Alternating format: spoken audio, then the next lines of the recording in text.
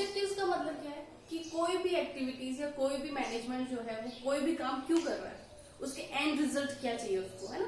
तो वही होता है ऑब्जेक्टिव्स। तो objectives in English, objectives are the ends towards which the activities of the organization are directed. जो भी एक्टिविटीज की जा रही है उसका एंड रिजल्ट क्या होगा, या एक्टिविटीज की जा रही है क्यों की जा रही है, मैनेजमेंट को उससे क्या चाहिए, है ना, उसी को हम ऑब्जेक्टिव्स कहेंगे। और you can say the aim of the management, the end results which management wants from all the activities which are being taken। जो ऑब्जेक्टिव्स है मैनेजमेंट के वो 3 कैटेगरीज में है, organization objectives, social objectives and personal objectives. जैसे कि आप इन तीनों की नाम से ही अंदाजा लगा सकते हो कि किस तरह के ऑब्जेक्टिव्स होंगे। सबसे पहला है ऑर्गेनाइजेशनल ऑब्जेक्टिव्स। ऑर्गेनाइजेशनल ऑब्जेक्टिव्स का जो मेन टारगेट होता है वो होता है कि ऑर्गेनाइजेशन की प्रॉस्पेरिटी को, उसकी ग्रोथ को बढ़ाया जाए, है ना। उसकी जो प्रॉफिट है या जो भी ऑर्गेनाइजेशन उसका एक्सपेंशन हो, उस तरह के वो सारे जितने भी एम्स होते हैं, जो भी ऑब्जेक्टिव्स होते हैं, वो ऑर्गेनाइजेशनल ऑब्जेक्टिव्स में आते हैं। इसको भी अब 3 कैटेगरीज में डिवाइड कर रखा है। सबसे पहला है सर्वाइवल, सेकेंड है प्रॉफिट एंड थर्ड है ग्रोथ। सर्वाइवल, सर्वाइवल का मतलब भी आपको पता ही होगा, लाइक कि बने रहना, है ना, जिंदा रहना, जीवित रहना, टू बी अलाइव।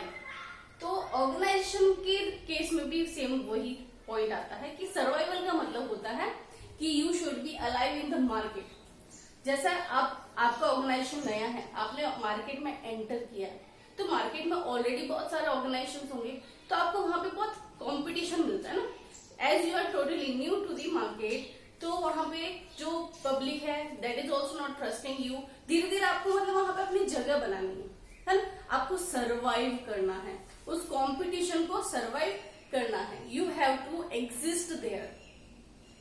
इसमें बेसिकली क्या होता है, आपको कॉस्ट कवर करनी है, मतलब आपको जितना भी खर्चा आ रहा है उतना आपको प्रॉफिट हो जाना चाहिए।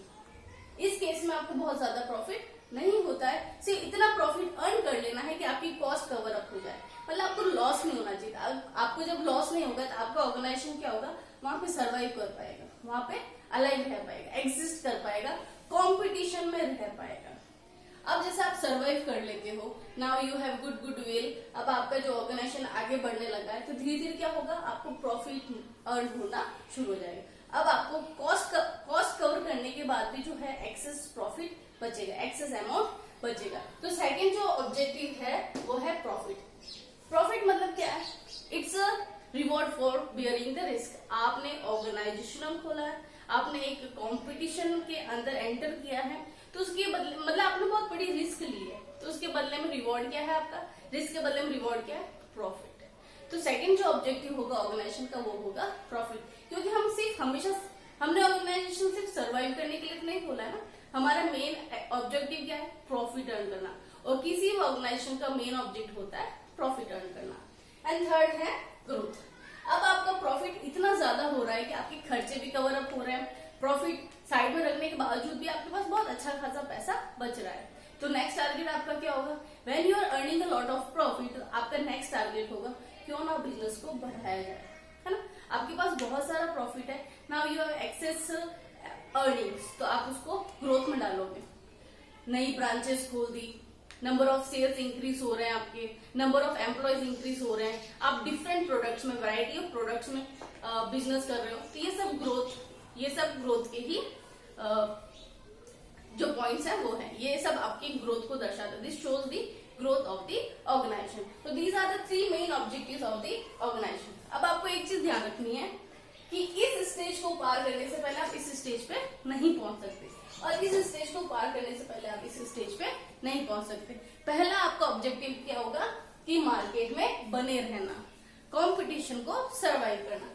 जब आप कंपटीशन को सर्वाइव कर पाते हो, मार्केट में बने रह पाते हो, तो नेक्स्ट जो आपका ऑब्जेक्टिव होता है वो है प्रॉफिट। और जैसे जैसे आपका प्रॉफिट ज्यादा बढ़ने लगता है, फिर आपका नेक्स्ट टारगेट होता है growth. And these are the main reasons for the existence of the organization. So these objectives are really important for the organization, and they have to be achieved. They should be achieved for the long term survival of the organization. अब जो second जो objective जो organisation perform करता है या जो management का जो सेकेंड ऑब्जेक्टिव होता है वो है social objective. Organization is a part of society. जो भी ऑर्गेनाइजेशन में रिसोर्सेज यूज हो रहे हैं वो सोसाइटी के, चाहे वो ह्यूमन रिसोर्स हो, चाहे वो कैपिटल रिसोर्स हो, चाहे वो नेचुरल रिसोर्सेज हो, वो सबके क्या है, सोसाइटी है, सब कुछ सोसाइटी का। अगर ये ऑर्गेनाइजेशन नहीं होता, अगर ये बिजनेस नहीं होता, तो वो जो जमीन है जिसपे ऑर्गेनाइजेशन बना हुआ है वो सोसाइटी के काम आता। अगर एम्प्लॉयज जो यहाँ काम कर रहे हैं यहाँ नहीं कर रहे होते, सोसाइटी में किसी दूसरी जगह पे काम कर रहे होते हैं, तो जितने भी resources, whatever the resources organization is using belongs to the society. Okay, तो रिवॉर्ड में ऑर्गेनाइजेशन का क्या काम बनता है कि वो भी सोसाइटी के लिए कुछ करें। तो सोशल ऑब्जेक्टिव्स के अंदर क्या होता है, कमिटमेंट टूवर्ड्स दी सोसाइटी। अब सोशल ऑब्जेक्टिव्स को कैसे फुलफिल किया जा सकता है कि जो भी प्रोडक्ट्स बना रहे हैं या जो भी सर्विसेज ऑर्गेनाइजेशन दे रहा है, they should be of good quality ना, they should be available at the fair price to, reasonable price होनी चाहिए ना। आप बहुत ज्यादा उसके लिए सोसाइटी से या जो कस्टमर्स है उसके लिए बहुत ज्यादा आपको प्राइस नहीं लेनी चाहिए। सेकंड है जनरेशन ऑफ इकोनॉमिक वेल्थ। जो भी ऑर्गेनाइजेशन के पास पैसा आ रहा है या जो भी रिसोर्सेज आ रहा है उसको मल्टीप्लाई करके वापस सोसाइटी को देना चाहिए। थर्ड है एम्प्लॉयमेंट अपॉर्चुनिटीज। और सोसाइटी के अंदर there are many people who doesn't have enough resources, who doesn't have enough opportunities. तो ऑर्गेनाइजेशन क्या कर सकता है, उन लोगों को अपॉर्चुनिटी दे सकता है, उन लोगों को एम्प्लॉयमेंट अपॉर्चुनिटीज दे सकता है। थर्ड है सोशल सर्विसेज प्रोजेक्ट्स, चाहे वो गवर्नमेंट को हो, चाहे एनजीओ की हो, चाहे खुद की ऑर्गेनाइजेशन की क्यों ना हो, उन प्रोजेक्ट्स को बनाना, उन प्रोजेक्ट्स को अंडरटेक करना, उन प्रोजेक्ट्स को आगे बढ़ाना, ये भी सोशल ऑब्जेक्टिव्स के अंदर आते हैं। ऐसे से बहुत सारे हैं जो ऑर्गेनाइजेशन फुलफिल करता है, जैसे एनवायरमेंट फ्रेंडली जो मशीन से यूज करना, एनवायरमेंट फ्रेंडली प्रोजेक्ट्स को यूज करना, अपने ऑर्गेनाइजेशन के अंदर ऐसे ऐसे प्लांट्स लगाना, ट्रीज लगाना जिससे पॉल्यूशन कम हो। बहुत सारे सोशल ऑब्जेक्टिव्स हैं जो ऑर्गेनाइजेशन फुलफिल करता है। नेक्स्ट है पर्सनल ऑब्जेक्टिव्स। ऑर्गेनाइजेशन के अंदर ह्यूमन बींग्स है ना, जितने भी एम्प्लॉयज है वो सारे के सारे पर्सन है, तो उनके खुद के भी कुछ ऑब्जेक्टिव्स होते हैं जो ऑर्गेनाइजेशन के या जो मैनेजमेंट को फुलफिल करने चाहिए। जैसे कि कोई आता है, बहुत ज्यादा सैलरी चाहिए उसको, बहुत ज्यादा पैसा कमाने के लिए ऑर्गेनाइजेशन को ज्वाइन करता है। कोई है जो सोशल स्टेटस के लिए करता है, like I am the manager there, I am the director there, I am the CEO there, है ना, तो उनको एक सोशल रिकॉग्निशन चाहिए। तो ऐसे से बहुत सारे उनके पर्सनल ऑब्जेक्टिव्स भी होते हैं जो मैनेजमेंट को फुलफिल करने चाहिए। उसके अलावा जैसे यहाँ पे लिखा है कॉम्पिटिटिव सैलरी, उनको बहुत अच्छी सैलरी देनी चाहिए, मतलब reasonable salary. Next personal growth and development, जो एम्प्लॉयज वहां पे काम कर रहे हैं उनका प्रमोशन होना चाहिए, उनको ट्रेनिंग देनी चाहिए, है ना, मतलब वो जो सीख के आए हैं जब वो ऑर्गेनाइजेशन को ज्वाइन करते हैं उसके बाद उनकी नॉलेज, उनकी ट्रेनिंग, उनके स्किल्स बढ़ने चाहिए।